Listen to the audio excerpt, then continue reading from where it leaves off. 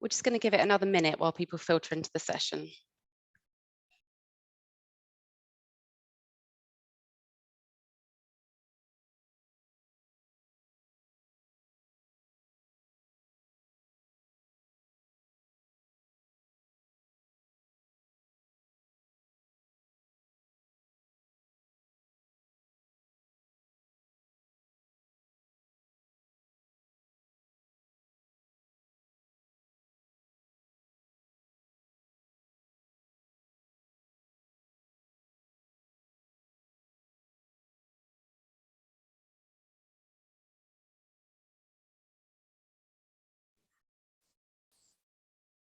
Hello everyone, and a really warm welcome to this afternoon's Greenbuild session, Climate Optimism for Troubled Times, which is being held as part of Greenbuild, a week-long event which North Norfolk District Council have hosted to run in tandem with the United Nations Climate Change Conference, which is obviously being held at the moment in Glasgow, COP26. The online Greenbuild event this year has set out to explore a wide range of climate change and environmental topics with the hope of provoking greater awareness of the issues that we all face, but also to try and inch that little bit closer to the solutions to a sustainable, brighter and greener future for us all. My name is Annie Samazi and I'm the Climate Change and Environmental Policy Manager at North Norfolk District Council, and I'm going to be hosting the event today. My colleague Nige will also be on hand to help with any digital aspects of hosting, such as assisting with the chat bar and live polls, which I will come on to in a minute. So just a little bit of housekeeping before we get started. We are going to be recording the event today. This is so that we can share it online afterwards. So you're aware, throughout the whole of today's session, your cameras and microphones will be automatically muted and turned off. Despite this, there will be opportunities for you to interact with us, and we'll let you know how you can do this. So just to check that you are there and that you can hear me, we're going to pop a couple of questions up on your screen, which you can answer. And please don't worry, your answers are anonymous, so do be as honest as you want to be. Okay, so thank you for joining us. Have you attended any other events in our Greenbuild programme? And the results are coming in. Wow, that's very interesting. And can we publish those ones, Nige? That's amazing. So actually 78% of people here today have already attended a Greenbuild event, and for 22% of you, it's the first one. So welcome if it is your first event. And then I think we've got another question, which should come up in a second. So why are you here today? So I feel really anxious when I hear the news around climate change. I'd like to know more about climate change and the environment. I liked the event title and none of the above. I wanted to put an option in that said that Ella looked really cool, but didn't know whether that was suitable or not. But yeah, brilliant. Okay, great. It looks like most people are in and can hear me, which is great news. Great, thank you, Nige. So later on today, you will have an opportunity to submit questions to today's presenter, Ella. You can do this by typing your questions into the Q&A bar situated at the bottom of your screen on the control panel. You can send in questions at any time during the presentation, and we'll collect these and then we'll address them at the end during the Q&A session, but we won't get around to answering these before the session commences. If you wish to use the chat bar at all today, then you can. The chat can be viewed by everyone, so we do just ask that you're respectful in your comments and obviously mindful that Greenbuild is a family event. So my colleague Nige will be on hand to field any quick clarifications, comments, so feel free to use this function if you want to. And so just to check that the chat bar is working, you can now type in your name and where you're dialing in from today. We're also going to post in the instructions for today's event, so you can refer back to them should you wish to. Okay, we've got Bruce from Norwich. Hi, Bruce. Wyndham, Cromer, Devon, good effort. J-Dog in the house. Hi, J-Dog. Worsted, Norwich, Walsingham. Great. So it looks like we've got people from all over the place. Brilliant. Hello, everyone. So if I or anyone else have any IT issues or connection issues today, then please don't panic. We'll try and resolve these as quickly as possible, but please do bear with us. And if things are really, really catastrophic, we can always reschedule the event if it's absolutely necessary. So without further ado, we're going to turn the time over to Dr. Ella Gilbert. Ella is an atmospheric scientist, a self-proclaimed cloud nerd, and has a PhD in Antarctic climate change. Ella is incredibly passionate about the environment and has been campaigning against climate change for almost 15 years. Interestingly, Ella is also an accomplished boxer and competes for Islington Boxing Club. She is also a registered England Boxing Level 1 coach and coaches at the woman-led boxing gym Solstar, which she co-founded in 2016. So over to you, Ella. Thanks very much for the intro. I wasn't expecting the boxing name drop, I have to say. So thank you very much for the intro. Really excited to be able to talk with you today. I'm going to share my slides.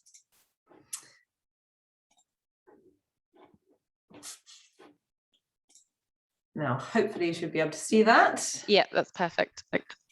Lovely. Okay, so yeah, thank you very much. And first of all, yeah, well done to those 13% of people who like the title and anyone who got the Ian Jury reference.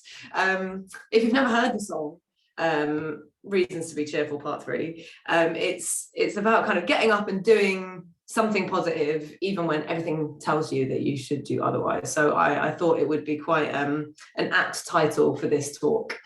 And I hope that you'll come away from today feeling a bit optimistic about the climate crisis, because there's, you know, a barrage of information about how things are not good, and we're constantly hearing bad news about the climate. And I know for myself, at least, I need to sometimes think about what we are achieving and the positive notes that we can take. So I'm hoping that you'll come away feeling a little bit more optimistic and motivated to get on and do something about it yourselves.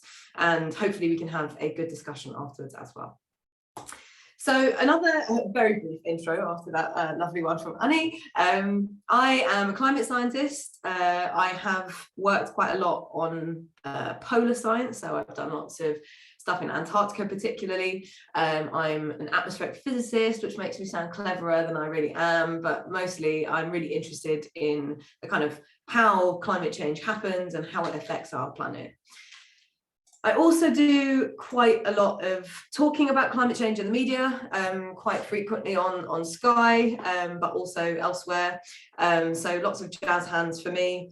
And I actually came to climate science and communication more via campaigning than anything else. So this is a picture of me, age 17, on a climate demonstration. I don't know how many years ago, and I don't really want to think about it. But I used to always dress up as a leopard at every single demonstration for whatever reason. And I've been involved in environmental campaigning for nearly 15 years now. So it's a subject that's very close to my heart. And part of the reason that I got involved in climate action and then in research and then later kind of climate communication is that I love the natural world. And for me, Antarctica was kind of the epitome of the untouchable, the kind of the last great wilderness of the planet. And it really encapsulated everything that I love about our wonderful, wonderful planet. And I'm sure many of you that are here today will feel the same way. I'm sure you're passionate about protecting the natural world and all the people and all the creatures that live in it.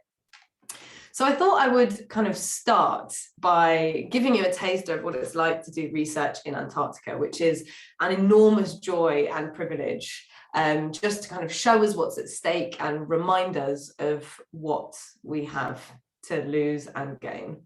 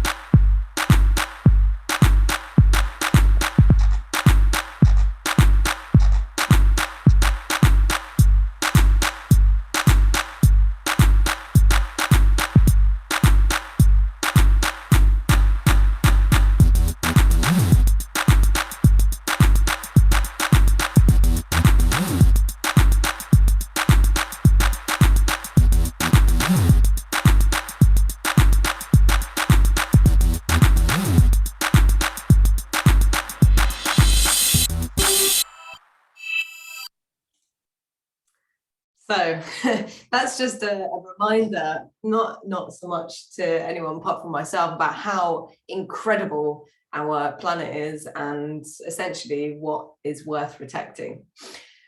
So now we're kind of warmed up to the idea of our beautiful, wonderful planet. I thought we would start with the scary part, because it's essential really to kind of welcome the fear and then use it for positive reasons. So if you're anything like me, you will be scared about climate change, and the questions you guys answered at the beginning of this webinar it reinforces that. Many of us are feeling anxiety, many of us are feeling concern, many of us are worried about the future. And the first bit of this talk is going to be a rundown of the potential effects of climate change. And this is really important, but it's also a little bit terrifying. So that's your disclaimer.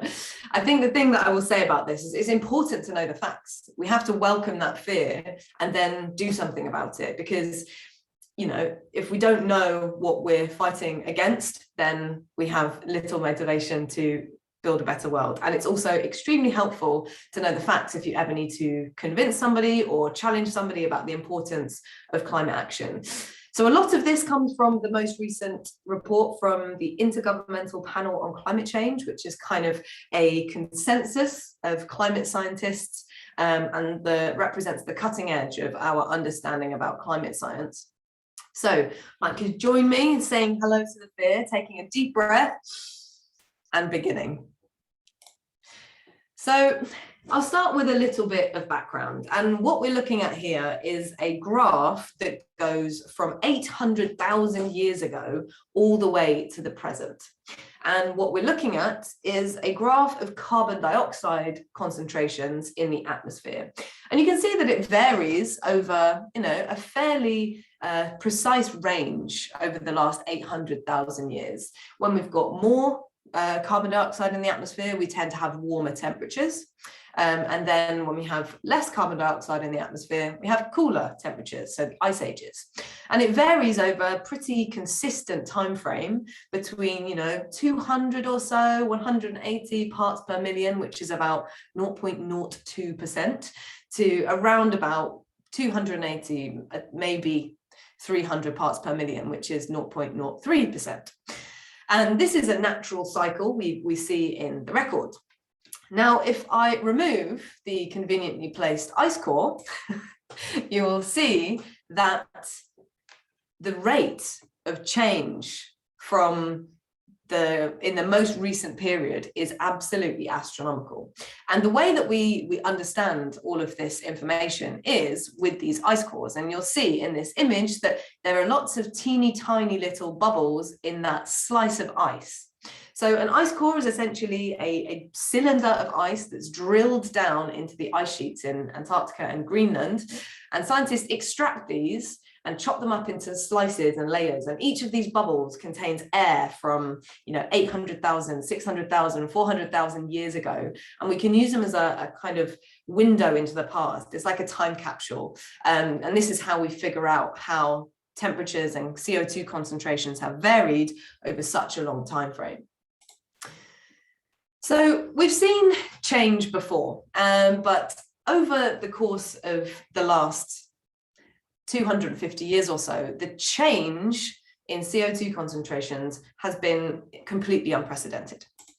And the IPCC, the Intergovernmental Panel on Climate Change, say that it's unprecedented in 2,000 years. But as we saw in the last chart, it's definitely more like 100,000 years, if not longer. And this is shown again in this graph here, which is, again, we're looking at time, except this time we're looking at the last 2,000 years. And we're considering temperature changes. So 0 represents a kind of average. When it's above 0, it's slightly warmer. When it's below 0, it's slightly cooler. What you can see is that over the last 250 years, we've seen an increase of around about 1.1 degrees Celsius in temperatures. And this is averaged across the whole planet.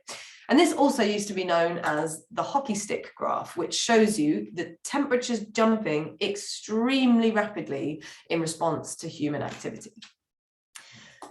And that human influence is unequivocal. There is no doubt about it. Human activity is causing climate change.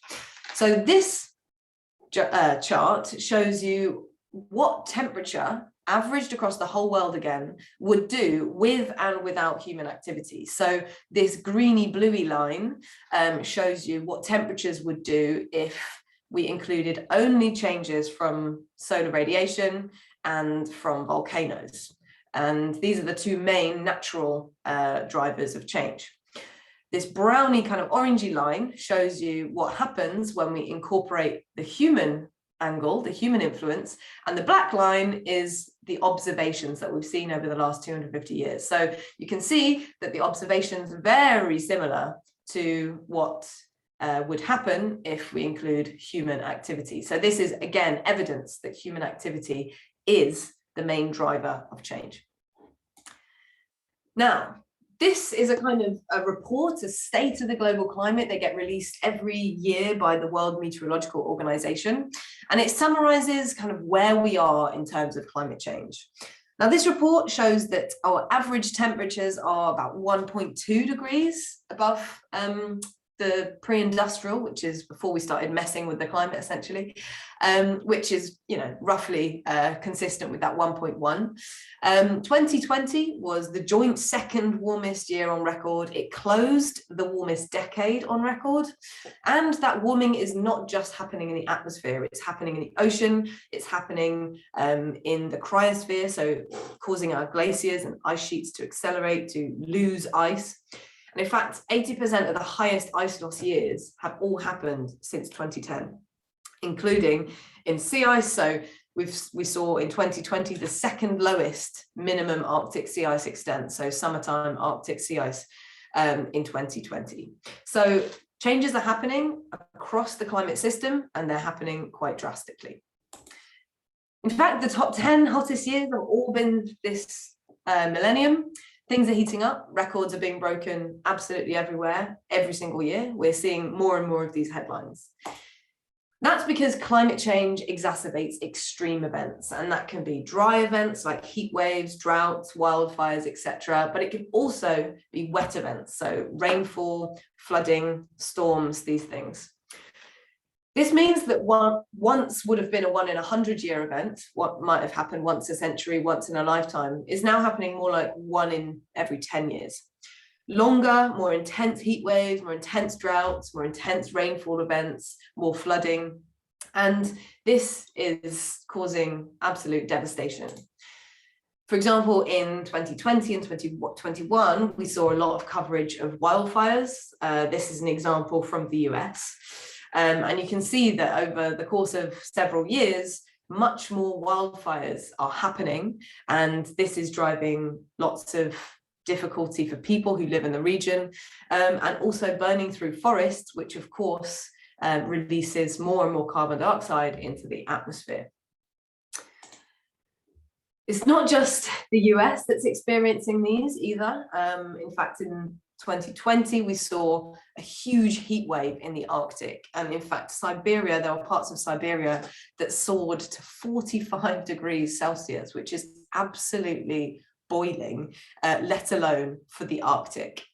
And it triggered a whole bunch of fires. So wildfires were happening even in the Arctic.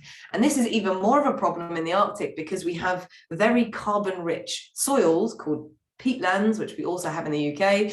And when they burn, they release massive amounts of greenhouse gases into the atmosphere, which of course fuels that fire and keeps things going.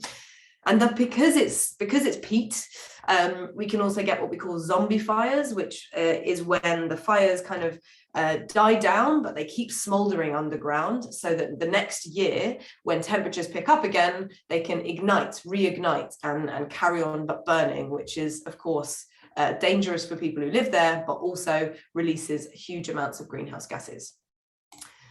Focusing on the UK, the October the 3rd, 2020 was the wettest UK day on record. And these sorts of events are likely to happen, are 2.5 times more likely to happen because of climate change. And by 2100, so the end of the century, are likely to happen every 30 years. So what was previously unseen is going to happen every 30 years by the end of the century. And, you know, it's not just wet extremes, it's hot extremes like we saw in July 2019. 2020 was the first year where we had the UK was in the top 10 for 3 of its main kind of indicators. So it was the 3rd warmest, 5th wettest, and 8th sunniest year, all in the same year. And this matters because every single 10th of a degree and ton of CO2 in the atmosphere matters, because every single 10th of a degree increases those risks of extremes, and that directly translates into impacts for people's lives. Now, it might not sound like a lot, but the differences between, say, 1.5 degrees, which is the kind of safe limit for warming, and 2 degrees, which is what's currently kind of enshrined in international legislation, is hugely significant. So having, in any given year, the chance of the Arctic having 0 sea ice in the summer is 3% at 1.5 degrees of warming. But at 2 degrees of warming, that jumps to 16%. And then if we jump to 3 degrees of warming, 2/3 of years, so 2 out of every single 3 years, is going to have no Arctic sea ice in the summer. So it's really big differences. You know, heat waves become a whole degree hotter in a 2 degree world versus a 1.5 degree world. The population facing extreme heat waves every 20 years, that increases from 9% at 1.5 degrees to 28% at 2 degrees. And the frequency with which heat waves are happening increases by 1.3 times compared to historical conditions at 1.5 degrees versus 3.5 times at 2 degrees. And it exposes millions more people to drought, to water scarcity, to all of these extremes. And this is really, really important for people's lives and livelihoods.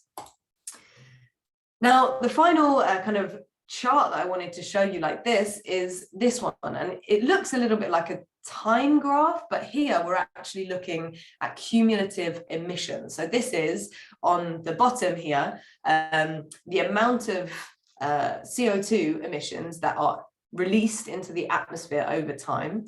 And here we've got the warming associated with it on the left. And what you can see is that the more emissions you release, the more temperatures rise. And each of these kind of wedges show the budget remaining to stay within a given level of warming. And the one we're really aiming for is this nice blue one, which is around about 1.5 degrees. Failing that, the next one up is around 1.8 degrees. And the ones we really want to avoid are these big red and orange wedges, which push temperatures all the way up to maybe 3 or perhaps higher degrees of warming by the end of the century. So what you may have heard is that we've got 10 years to fix this crisis. And this comes from this cumulative carbon budget. So within this blue wedge, we have about 400 gigatons of CO2 left, which is around about 10 years at current rates of emission. So I thought I'd give some brief examples of what might happen in the UK. No doubt you are aware that temperatures are likely to rise, which will increase the temperature of heat waves, but also average temperatures as well. It will change weather patterns, meaning we're going to get more rain, less snow, unfortunately. And in the summer, that rain is going to be much more intense.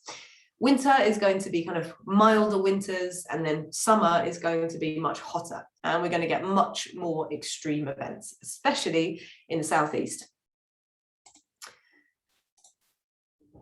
The other thing is that climate change does not just happen in the atmosphere, it affects the oceans as well. And the oceans absorb a huge amount of heat produced by human activity.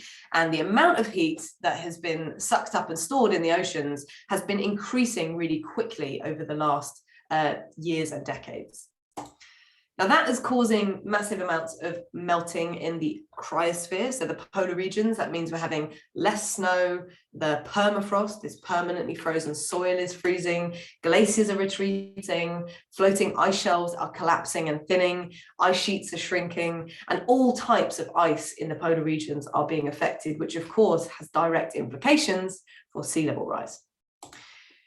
In the West Antarctic, which you may have heard of, there is this danger of a potential tipping point. And a tipping point is a kind of threshold beyond which any changes cannot be reversed. So this is almost like if we push something too far over the edge, it cannot then return. So if the West Antarctic ice sheet were to collapse, that would contribute around 3.5 meters to global sea levels, which is an absolutely coastline changing amount of sea level.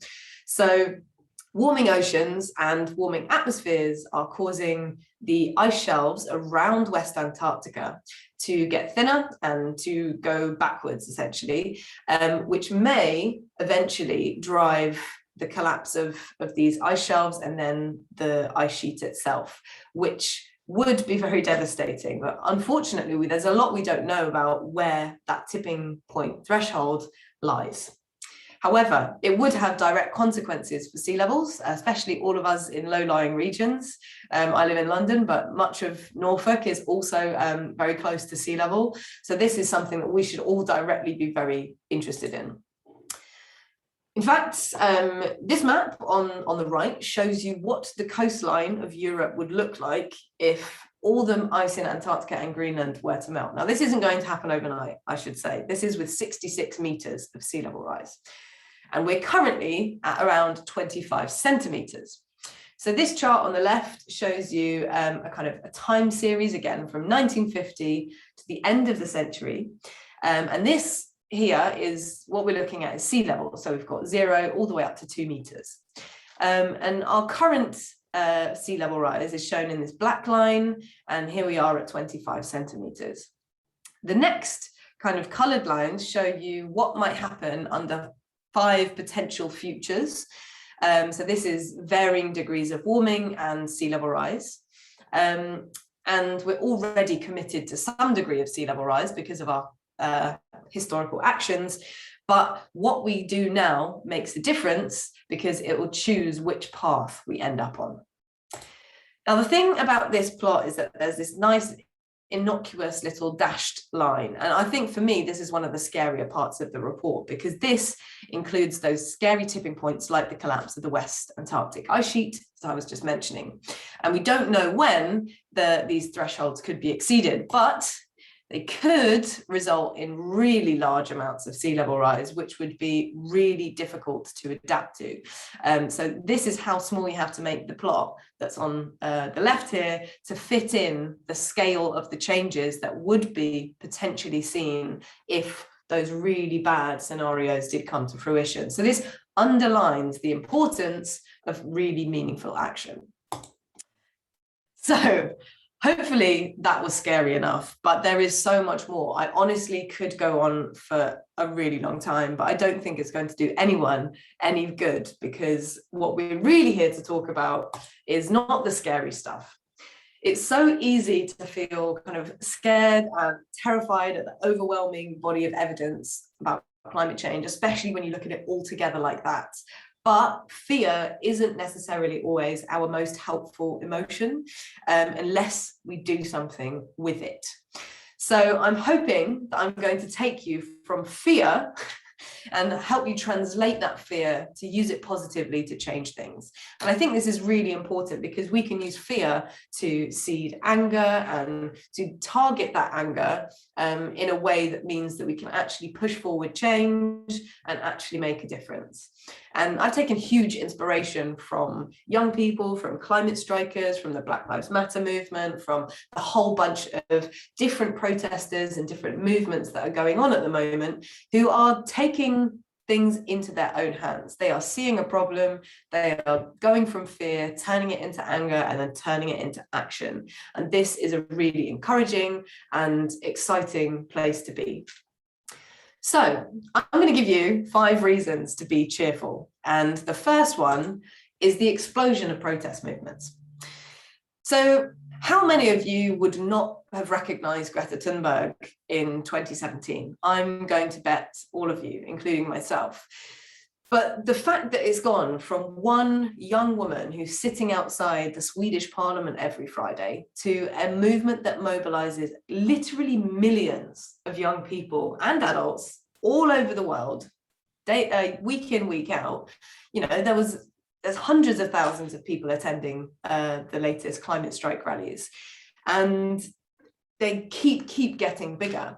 All of these things are super encouraging. It means that people care. It means that people want to make a difference with climate change.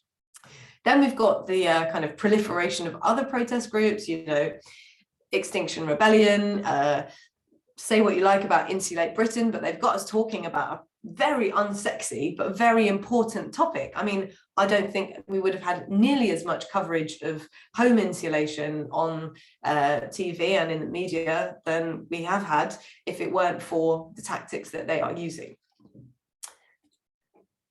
And it leads into the next reason to be cheerful. We're all talking about climate change. I'm here to talk to you about climate change. COP26 is going on to talk about climate change. There is TV being made on the BBC at prime time, on Netflix, about climate change. I went to see this David Attenborough film in the cinema, and I actually cried at how powerful it was. And this is coming from me. I know the facts already. I know all of that science. That's my day job. That is the power of filmmaking and the communication of that story that is inspiring so many people to take action. The other thing is that, you know, climate change is so mainstream now that we're all talking about it. I mean, the Sky News has started a daily climate show, and this is coming from Sky News, which is not particularly, it's very middle of the road, let's say, and it's been so successful already that it's been extended from 15 to 30 minutes. So there's a whole bunch of different broadcasters and media outlets that are recognizing that we are all talking about climate change and we all want to hear more about it. And this is partly because climate change is our #1 concern. This was from a report by an insurance company that profiled the top most important risks and concerns in the UK public. And you'll see what's #1. It's climate change, bigger than pandemics, which is pretty mind-blowing given where we are. And the next thing that I wanted to remind us of is that we've done it before. After Blue Planet 2 aired, which was one of David Attenborough's more recent documentaries, there was, more than half of people reported using less plastic after watching an episode which basically showed how plastic pollution is devastating wildlife in the oceans. And I've called this the Attenborough effect. Because how many of you would have not carried a reusable water bottle or coffee cup in 2015? You know, now everyone has a reusable water bottle and everyone has the Keep cup, and it's very normal not to have straws, and it's very normal to try and buy your vegetables without plastic wrapping and all of this kind of thing. And it's just so quick, the change, and you almost don't notice. You blink and it's changed, but these things can happen very quickly, even despite the pandemic, which has put us backwards a little bit in terms of disposable plastic. Now, the third thing is that even governments are starting to wake up. The UK declared a climate emergency in response to Extinction Rebellion protests in April 2019. And the UK was the first country to pass a law requiring emissions to fall to net zero. So any emissions of greenhouse gases are balanced by net removals from the atmosphere. So this is a really forward-thinking thing to do, and governments are starting to listen and actually put into law those meaningful actions that will actually help us get where we need to be. We have made some progress on our targets, unfortunately nowhere near as fast as we need to do, but we are making some progress and things are changing. Coal is rapidly falling out of our energy mix, for example, and we're seeing much more renewables in our generation. We're seeing many more cycle lanes. We're seeing transitions towards a cleaner, greener society. Of course, there's always more work to be done, but we are seeing progress. Other governments are waking up too. And I mean, Joe Biden was elected on an extremely green mandate, lots of pressure from younger voters who want decisive action on climate change.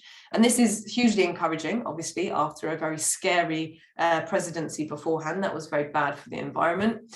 And it shows you how important legally binding environmental legislation can be.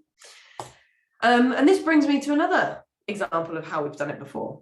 Because 30 years ago, we had these things called CFCs, which were, lurking in ubiquitous everyday appliances. They were in your fridge, they were in your hairspray, and they are hugely damaging to the environment because they deplete ozone. And this is a really vital atmospheric compound which stops UV rays reaching the surface. So it has health implications as well, and it has a climate impact. And just a few kind of short years later, after this was recognized, actually by some of my colleagues at the British Antarctic Survey, world leaders got together to pass internationally binding legislation to cut the emissions of these ozone depleting substances. And it was a matter of years before that was put into international law. And since then, ozone has recovered. And this is a picture from the day the protocol was signed. Blue colors are the lowest concentration. So you can see this big hole in ozone over Antarctica. And this is the equivalent from February 2021. And you can see the difference. By the end of the century, or mid-century even, it's actually predicted to recover. So this is really good news. Now, when it comes to climate change, no doubt you're familiar with the Paris Agreement, which is an international agreement to limit warming to well below 2 degrees above pre-industrial levels and to pursue efforts to limit temperature increase to 1.5 degrees. Now, this is really important, the 1.5 degree target. And this is something that they're trying to hash out at COP26 right now. So we need to pressure our governments and leaders to increase their ambition. But the big players are playing ball, and this is great. So the US re-entered the Paris Agreement. That's more than 10% of global emissions. China as well has submitted plans for carbon neutrality. And in fact, just today, they announced that they are going to work together to curb climate change, cutting methane emissions, cutting CO2 emissions. This is huge news because these two big polluters have typically worked against each other, not with each other. And whilst there's room for progress, the fact they're working together on this existential threat, as it's been called, is really, really good because it means that there might be more scope for actual progress. Now, a decade ago, we were on track for 3 or 4 degrees of warming, and that would have been a very terrifying world. But over the last kind of few years, as a result of this ongoing negotiations and part of the Paris Agreement sort of framework, countries have been submitting pledges and promises to reduce their emissions and therefore reduce the potential warming by the end of the century. And that's flattened that curve from, dramatic increases to a much more gentle increase and hopefully a decline. This is really, really good news. And the summit that's going on now, COP26, has long been heralded as the kind of next Paris to make sure that those emissions are reduced even further to get down to 1.5 degrees in line with those Paris pledges. It means we have to do a lot more, unfortunately, but the re-entry and the collaboration between US and China is a really positive move that makes it more possible. And across the board, many countries are ratcheting their ambition. So they are increasing their ambition. And this is actually taken from December last year, so before COP. And even then, many countries were submitting more ambitious pledges. Now, I think we'd see many more countries moving into this stronger target area of the boxes, which is really great news. You may have also seen this result that was widely reported, that if pledges are implemented, the most positive and optimistic ones, then warming may be limited to just 1.8 degrees. Now, this isn't 1.5 degrees, but it's also a very long way from the 2.7 degrees that we were on track for. So this is fantastic news. However, I will state that this is extremely optimistic, and we have to make sure that the pledges and promises by world governments are actually implemented, put into law, and then followed through, because that is absolutely necessary if we are to reach this 1.8 degrees. However, the new pledges made in the last 2 weeks, so particularly from India, make the temperature at the end of the century at least 0.1 degree cooler. And as we saw at the beginning, every 1/10 of a degree matters. So this is a really good news story. In other kind of COP news, there are lots of big announcements that have come out, for example, to limit deforestation, to cut methane emissions, and to phase out coal. Now, there's lots of things to be said about these, lots of caution, but they are progress and they do represent a good news story. The draft agreement that came out last night as well, about 3 a.m. And this is the first time that fossil fuels have been explicitly mentioned. It may not stay in the final agreement, but this is really positive because it shows for the first time a recognition that fossil fuels have to be eliminated in order to meet our targets. And it also recognises the need to hugely increase ambition, urging countries to come back to this in 2022 and increase the ambition of their pledges. However, we do need to remember that there is currently a bit of a disconnect between the financing for this and also the fact that it references 2 degrees of warming rather than the 1.5, which we know we really need. But I think we can still be cautiously optimistic about the agreement. Now, the fourth reason to be cheerful is because the pandemic has shown us what we can achieve when we put our minds to it.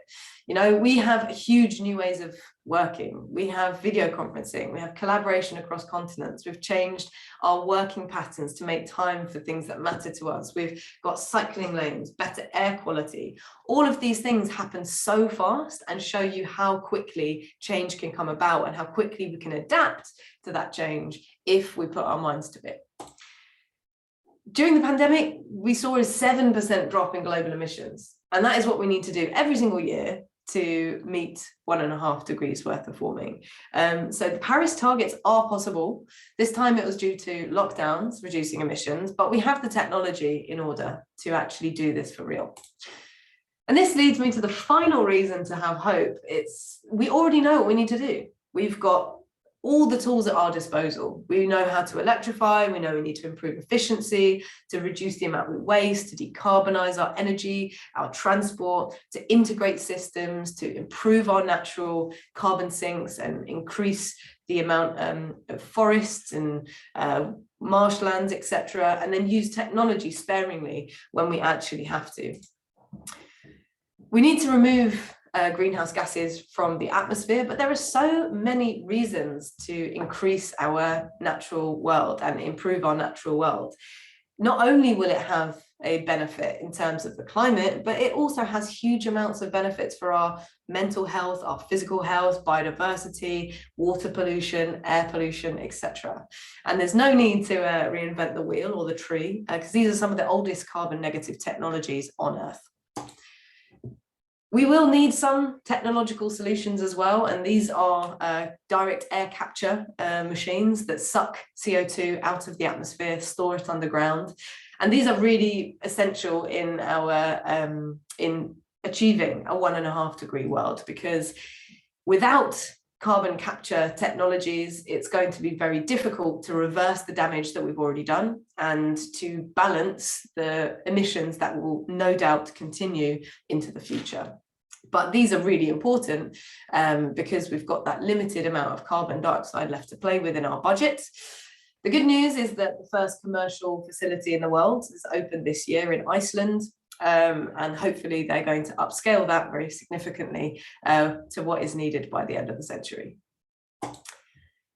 The last point is that, as the pandemic has shown, we really can do things if we have to. And we have to be able to tackle problems in new ways and think on our feet, essentially. Because while there are no silver bullets, we do know what we need to do. We have all the tools that we need. We just need to think creatively, think together, work together, and actually implement them. So I am hopeful that although the scale of the problem is enormous, that instead of being fearful, we can use our fear to get angry and to catalyze action and to turn this into real differences on the ground. And I feel that the tide is starting to turn, even if it's slowly, with governments getting on board and listening to people who are demanding change. And technology can help, but it's not the only answer. But we do have all of the tools that we need. We just need to use them. Lovely. So thank you so much for listening. I think maybe we've got some time for questions now. Annie, if you're going to, or Nige, if you're going to orchestrate. Hi, Ella. If you just stop sharing your screen, then can. There we go. Thank you. That was absolutely fascinating, and I really enjoyed the Ian Jury reference as well. So yeah, nice. Okay, so we've got some questions that have come in. So the first question is, what do you think is the most important thing that people can do in their own lives to reduce their own carbon footprints?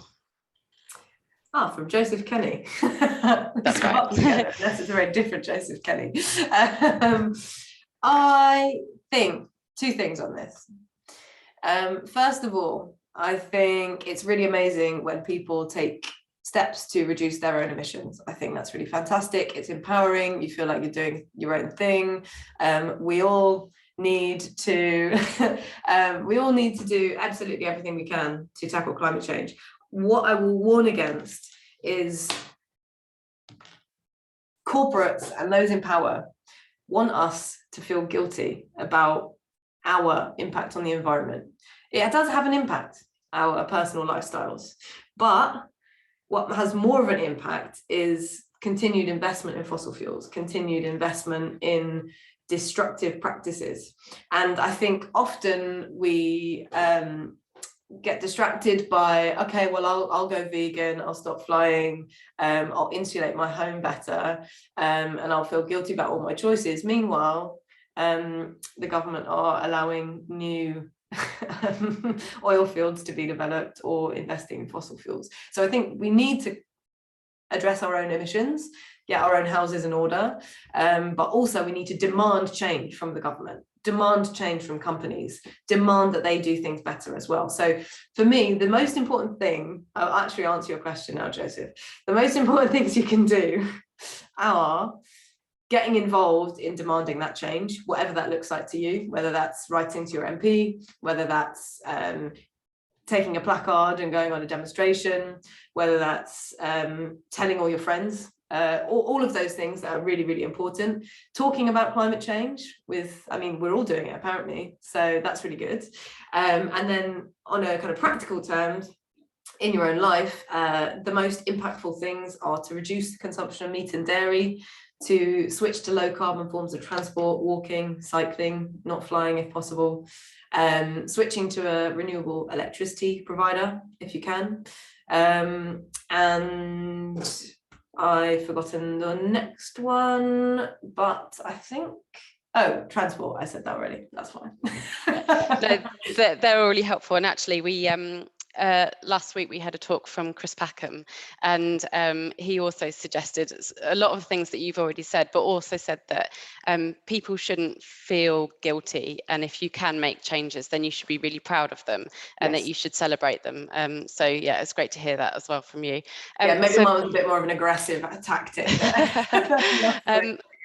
This is a really interesting question, and I've got no idea for the answer to this, which is what happens to the CO2 that is stored by technology, by that man-made technology like the Climeworks one that you just showed? Great question. Two things can happen. Sometimes it's turned into fuel. So that means it's not carbon negative, but it's carbon neutral. So you can use, essentially it's compressed and liquefied to turn into similar to hydrocarbon-based gasoline that you can use to run vehicles, or in the kind of the best case scenario, it's pumped into old oil wells or old gas fields, compressed, and then hopefully locked underground forever. So it's locked away again. So essentially return to where we got it from. Great, thank you. And is that in terms of the habitat, is that okay? Is it safe? Is it sound? Well, I would say it's no more damaging than existing oil and gas extraction, and because it's all old oil fields, or gas fields, it's very dependent on where the fossil fuel deposits were originally. So you have to locate these plants by a good geological storage spot. And you've already completely devastated the environment by extracting the oil and gas in the first place. So putting the CO2 back in doesn't cause any further damage, at least. But in terms of kind of habitats and things, I imagine it probably isn't great. But on the grand scheme of things, it's going to happen if we want to protect biodiversity across the whole planet. Yeah, and I guess with things like that, it is trying to see the bigger picture, and that's sometimes quite difficult. But yeah, thank you for that. And so I've got a question for you, which is, so what I suppose you kind of have touched on this, but what one thing worries you the most? Tipping I suppose isn't in the vein of this event, but what is the one thing that you do think that concerns you?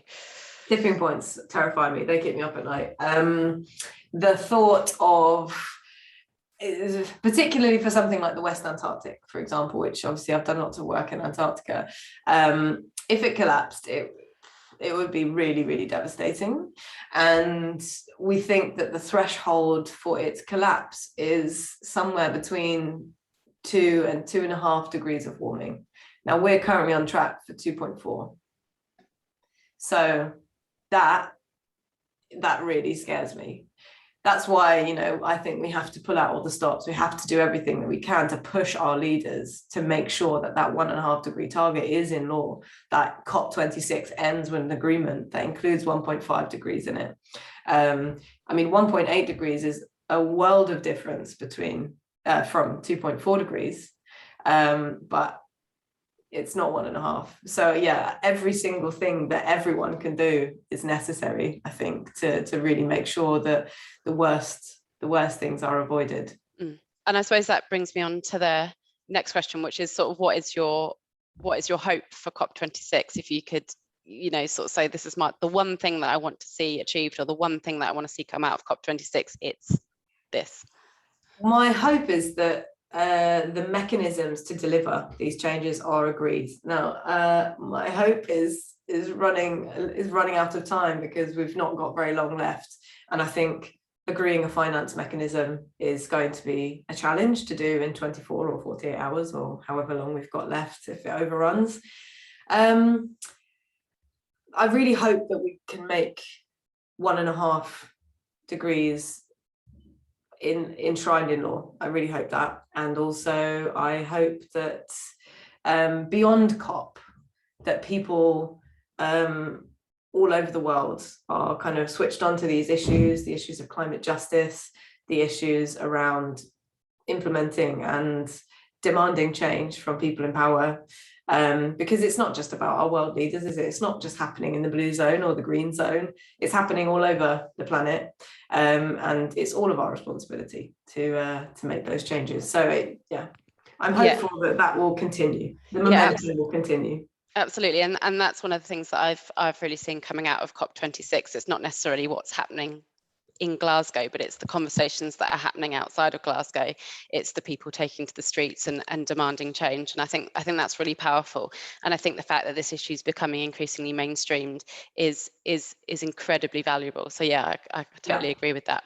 Okay, so we've got some interesting questions that have come in. So this one here, I'm just going to read it. It says, do you know why there aren't tidal energy projects, especially in the UK, for electricity generation? That's quite a specific question. Yeah, I mean, tidal energy has been spoken about, for example, in the Severn estuary for years. I mean, I remember doing a module on renewable energy during my undergrad, where it was said that we've been talking about this for years. So it's an ongoing saga. And the problem with it is that it's hugely expensive expenditure, and governments and companies are typically reluctant to spend taxpayers' money on these kinds of projects without a guarantee of what's going to come out of it. It's never had the investment to make it to the commercial stages, really. And there is lots of kind of opposition to it. So it's not a politically attractive thing to do. So unfortunately, tidal energy has never really gotten off the ground or the seafloor. And I suppose that feeds into the next question, which says, do you think that governments are relying on a sort of new wonder technology to happen rather than acting on what we could all just do now?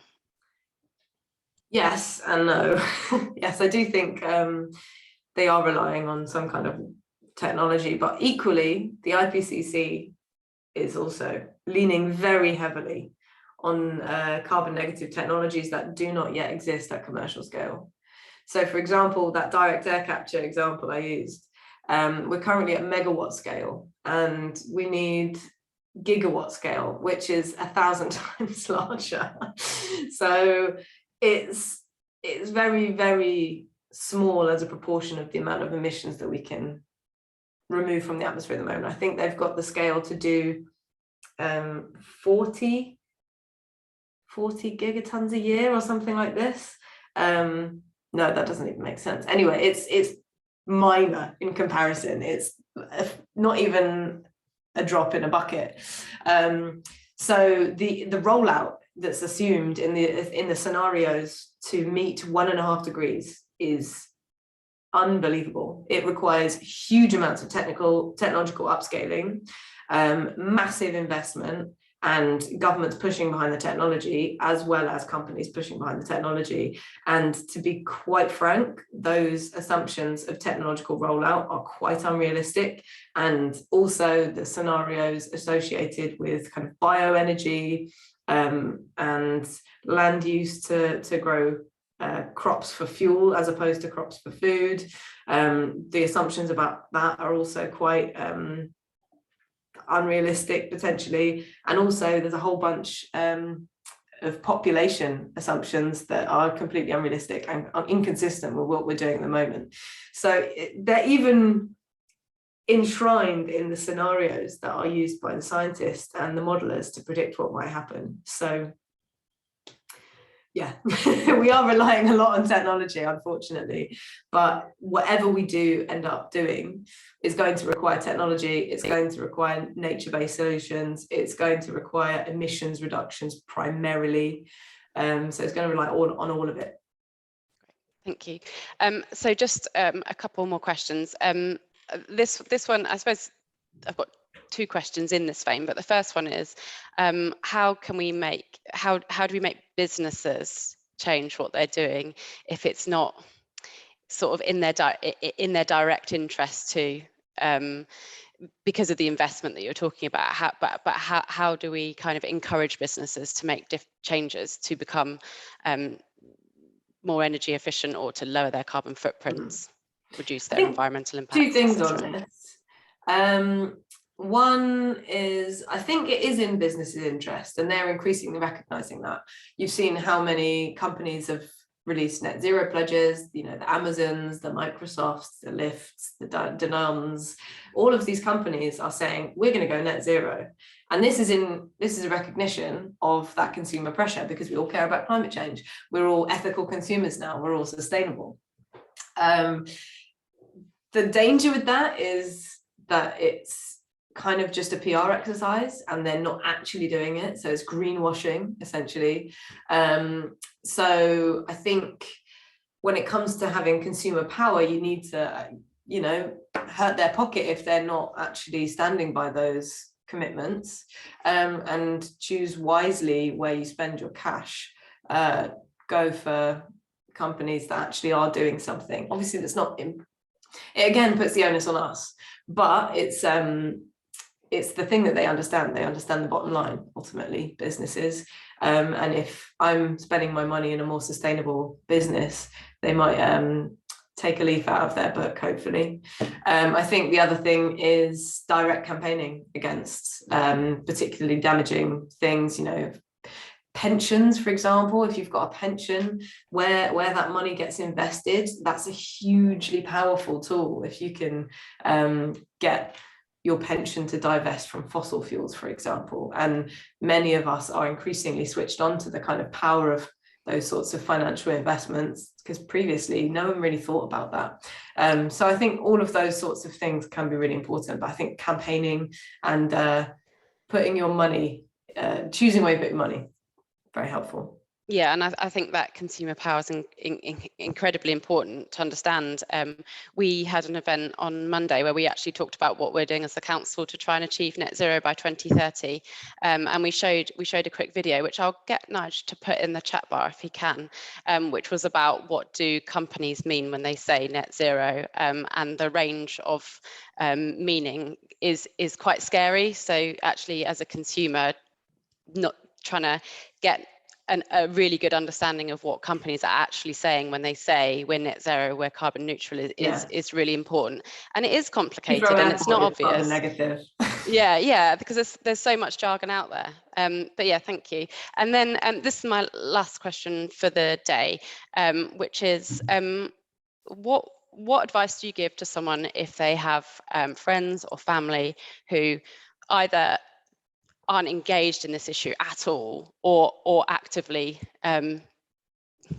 not deny, but just not interested at all? What advice would you give to someone in that situation, and how can you try and engage with those people in a meaningful way? That's my last question for this session. It's really tough because often these scenarios are very difficult. I'm lucky in that I don't have to have those conversations with family members, for example, but I know lots of people do. I think the most important thing that you can do in that scenario is speak to them about things that they do care about. And climate change affects everything. It affects economics, it affects sport, it affects the environment, it affects travel. All of those things are going to be impacted by climate change. And if you can choose something that that person is interested in, you know, maybe they like playing golf. It's going to be increasingly hard to water golf courses and play golf and go places to play golf. So, you know, it's picking something that you know that they're interested in and talking to them about that, and using that to kind of as a hook to then talk more widely about climate change as an issue, and also not to just throw loads of information straight at them. I think is good. It's a nice drip feeding approach, can be helpful, and try to be respectful, listen to their concerns, really listen to what they're saying, rather than assuming you're going to have to go in all guns blazing and it's going to be a kind of either a lecture or an attack or a fight or anything. Trying to have that dialogue will probably help both of you come closer together on the idea and understand each other better. That's great. That's really good advice. And just a massive thank you, Ella, for joining us today. I think that it's been a brilliant session, and you've hopefully given us all something to feel positive about. So thank you so much for that. I'm going to just do a really shameless plug. So you mentioned earlier on the David Attenborough film, and we're actually screening it tonight at Sheringham Little Theatre, which is a free live screening, and there's still tickets available, and I've popped the details of that in the chat bar. So if people want to come along and watch that film that Ella was talking about, we are actually screening it tonight. We didn't organise that in advance either. It's really fantastic. Yeah. It's such a good film. 10 out of 10 would watch again. If I was in Sheringham, I'd be there.